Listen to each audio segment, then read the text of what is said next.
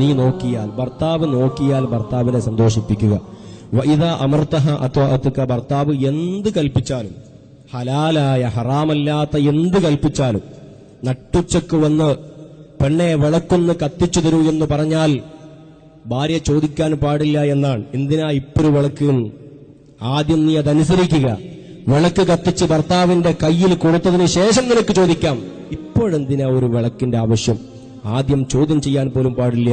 അതാണ് നല്ല ഭാര്യയുടെ ലക്ഷണം. ഇദാ അമർതഹ അത്വഅതുക, നീ കൽപ്പിച്ചാൽ നിന്നെ അനുസരിക്കുന്നവളായിരിക്കും. വഇദാ ഗിബ്ത അൻഹാ, നീ അവളെ തൊട്ട് ഗൾഫിലോ അതേപോലെ ബാംഗ്ലൂരിലോ മദ്രാസിലോ തിരുവനന്തപുരത്തോ മറ്റെവിടെയെങ്കിലും ജോലി സ്ഥലത്താണെങ്കിൽ ഹഫിളത്ത്, അവള് കൃത്യമായി സൂക്ഷിക്കുന്നതാണ്. ഫീ നഫ്സിഹാ, സ്വന്തം ശരീരത്തെ അവളെ സൂക്ഷിക്കും. അന്യ പുരുഷന്മാർക്ക് ആസ്വദിക്കാൻ വേണ്ടി നൽകൂല, അനുഭവിക്കാൻ വേണ്ടി നൽകൂല. വർത്തമാനകാല സാഹചര്യത്തിലെ ഞെട്ടിപ്പിക്കുന്ന വാർത്തകൾ നമ്മൾ കേട്ടുകൊണ്ടിരിക്കുന്നു. ചോരനീരാക്കി മണലാരണ്യത്തിൽ അധ്വാനിക്കുന്ന ഭർത്താവിനെ വഞ്ചിക്കുന്ന എത്രയോ പെൺകുട്ടികൾ നമ്മുടെ നാട്ടിനും പുറങ്ങളിലുണ്ട്. അല്ലാഹുവേ, ഞങ്ങളുടെ സഹോദരിമാരെ കാത്തുരക്ഷിക്കണേ അല്ലാ. നല്ല ഭാര്യ ഒരു പുരുഷനും തന്റെ ശരീരം അനുഭവിക്കാൻ കൊടുക്കൂല, ആസ്വദിക്കാൻ വേണ്ടി നൽകുകയില്ല. സ്വന്തം ശരീരത്തെ സൂക്ഷിക്കുന്നവളാണ്.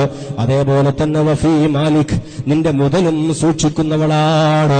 അനാവശ്യമായി നിന്റെ മുതലവൾ ചെലവഴിക്കുകയില്ല, ആവശ്യത്തിന് മാത്രമേ ചെലവഴിക്കുകയുള്ളൂ. ആഭരണത്തിന്റെ ഭ്രമം ജ്വരം ബാധിച്ചൊരു കാലഘട്ടത്തിലാണ് നമ്മൾ ജീവിക്കുന്നത്. ഇതെങ്ങനെയാണ് ഭർത്താവ് സമ്പാദിക്കുന്നത് എന്ന് പോലും ആലോചിക്കാതെ വാലുമ്പലും മൂക്കുമ്പലും ഒക്കെ ജ്വല്ലറി ഉണ്ടല്ലോ, അവിടെ കൊണ്ടുപോയി തുലച്ചു കളയുന്ന എത്രയോ സഹോദരിമാരുണ്ട്. ലക്ഷങ്ങളും കോടികളും തുലച്ചു കളയുന്ന എത്രയോ മുസ്ലിം സഹോദരിമാരുണ്ട്.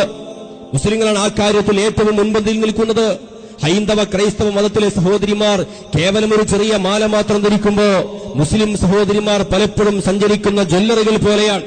ഭർത്താവുണ്ടാക്കുന്ന കാശ് ഗൾഫിൽ നിന്ന് അയച്ചു കൊടുക്കുമ്പോ അതുകൊണ്ടുപോയി ജ്വല്ലറിയിലും ടെക്സ്റ്റൈൽ ഷോറൂമിലും അതേപോലെ തന്നെ റെഡിമെയ്ഡ് ഷോപ്പിലും ചെലവഴിക്കുന്ന സഹോദരിമാർ ഹൈറായ പെണ്ണല്ല. സ്വന്തം ശരീരങ്ങളെയും ഭർത്താവിന്റെ മുതലും സുരക്ഷിതമായി സംരക്ഷിക്കുന്നവരാണ് ഏറ്റവും നല്ല പെണ്ണെന്ന് നബിയുനാ റസൂലുള്ളാഹി.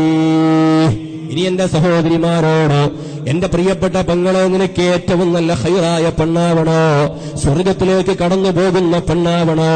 ഹബീബായ മുഹമ്മദുർ റസൂലുള്ളാഹി സ്വല്ലല്ലാഹു അലൈഹി വസല്ലം തങ്ങൾ പഠിപ്പിക്കുകയാണ്, അയ്യു മംറഅത്തിൻ മാതത് വസൗജുഹാ അൻഹാ റാദിൻ ദഖലത്തിൽ ജന്നാ. ഏതൊരു പെണ്ണാണോ ഭർത്താവിന്റെ പൊരുത്തം കരസ്ഥമാക്കി മരിക്കാൻ ഭാഗ്യം ലഭിച്ചതോ, ഈ നാട്ടിന് പുറത്തൊന്ന് പരിശോധിച്ചു നോക്ക്. ഏതെങ്കിലും ഒരു ഭർത്താവ് ജീവിച്ചിരിക്കുന്നു എന്നിരിക്കട്ടെ, അദ്ദേഹത്തിന്റെ ഭാര്യ മരിച്ചുപോയി. ഈ കഴിഞ്ഞ മാസം ഞാൻ എന്റെ നാട്ടിലൊരു വീട്ടിൽ പോയി. 75 കഴിഞ്ഞൊരു കാരണവരുടെ വീടായിരുന്നു അത്. ഒരുപാട് മാസങ്ങൾക്ക് മുമ്പേ പോയതിനു ശേഷം രണ്ടാമത് ഞാൻ പോകുന്നത് ഈ കഴിഞ്ഞ മാസമാണ്. ആ വീട്ടിലേക്ക് ചെന്ന് ഞാൻ ആ കാരണവരെ ആലിംഗനം ചെയ്തു.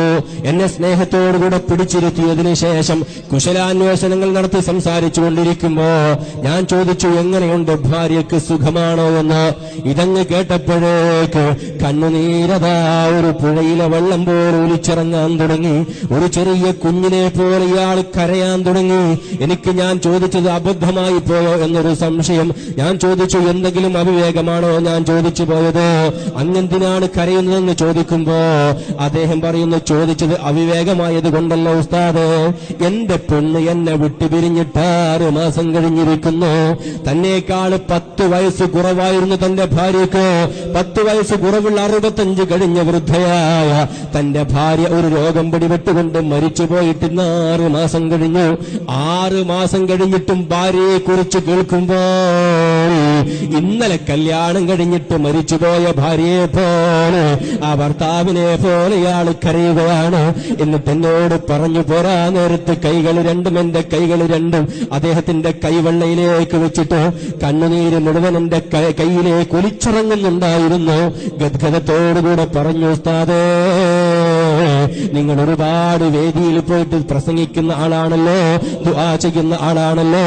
എന്റെ ഭാര്യ പാവമായിരുന്നു ഉസ്താദേ, എന്റെ ഭാര്യ നല്ലവളായിരുന്നു ഉസ്താദേ.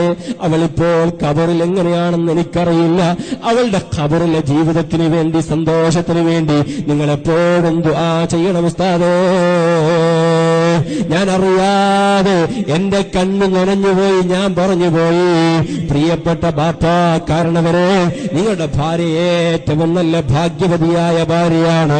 ഹബീബായ അഷ്റഫുൽ ഖൽഖ് മുഹമ്മദുർ റസൂലുള്ളാഹി സ്വല്ലല്ലാഹു അലൈഹി വസല്ലം തങ്ങൾ പറഞ്ഞിട്ടുണ്ട്, അയ്യുമംറഅത്തിൻ മാതത് വസൗജുഹാ അൻഹാ റാലിൻ ദഖലത്തുൽ ജന്നാ.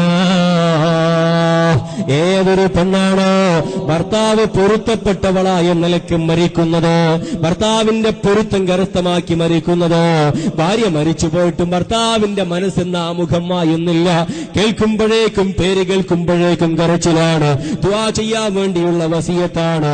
ദഖലത്തുൽ ജന്നാ, അവൾ സ്വർഗ്ഗത്തിലേക്ക് പ്രവേശിച്ചുവെന്ന് നബിയുനാ റസൂലുള്ളാഹി.